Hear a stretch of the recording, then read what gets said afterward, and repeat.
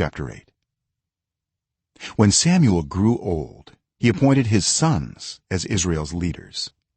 The name of his firstborn was Joel, and the name of his second was Abijah, and they served at Beersheba. But his sons did not follow his ways.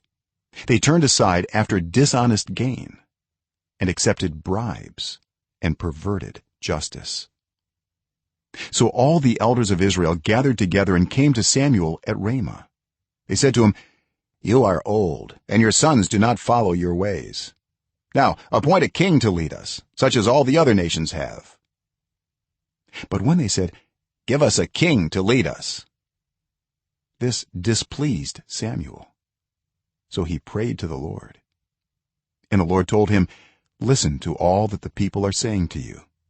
It is not you they have rejected, but they have rejected me as their king, as they have done from the day I brought them up out of Egypt until this day, forsaking me and serving other gods.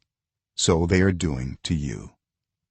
Now listen to them, but warn them solemnly, and let them know what the king who will reign over them will claim as his rights." Samuel told all the words of the Lord to the people who were asking him for a king.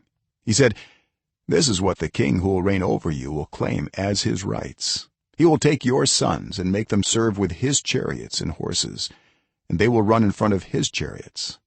Some he will assign to be commanders of thousands and commanders of 50s, and others to plow his ground and reap his harvest, and still others to make weapons of war and equipment for his chariots. He will take your daughters to be perfumers and cooks and bakers. He will take the best of your fields and vineyards and olive groves and give them to his attendants. He will take 1/10 of your grain and of your vintage and give it to his officials and attendants.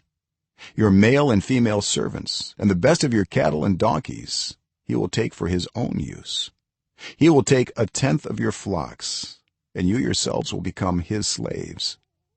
When that day comes, you will cry out for relief from the king you have chosen, but the Lord will not answer you in that day." But the people refused to listen to Samuel. "No," they said, "we want a king over us. Then we will be like all the other nations, with a king to lead us and to go out before us and fight our battles." When Samuel heard all that the people said, he repeated it before the Lord. The Lord answered, "Listen to them and give them a king." Then Samuel said to the Israelites, "Everyone, go back to your own town."